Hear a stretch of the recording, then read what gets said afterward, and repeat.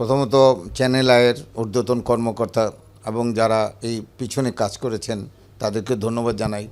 বিশেষ করে আমি এবং টিপু ভাই, সাব্বির, আমরা বিগত কয়েক বছর যাবৎ চ্যানেল আয়ের পরিবারের সাথেই কিন্তু সম্পৃক্ততা হয়ে গিয়েছি।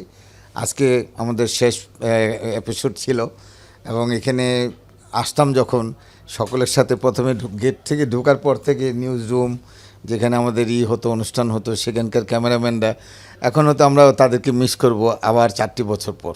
হয়তো অন্য অন্য অনুষ্ঠানে আমাদের আসা হবে হয়তো, বাট এই যে একটা পথ চলা আমাদের কাছে একটা আন্তরিকতা, একটা ভালোবাসা, সবাইকে দেখলে একরকম মেকআপ ম্যান যারা আমাদেরকে পাপ দিতেন তাদের কথাগুলি, তারা অনেক মানে খুশি হতেন।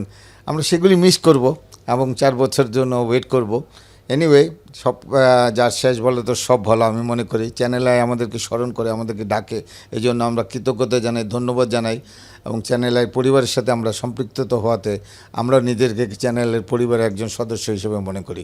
এবং আগামী 4 বছর পর কে বাঁচে কে মরে জানি না, তো আবারও দেখা হবে। শুভকামনা সবার।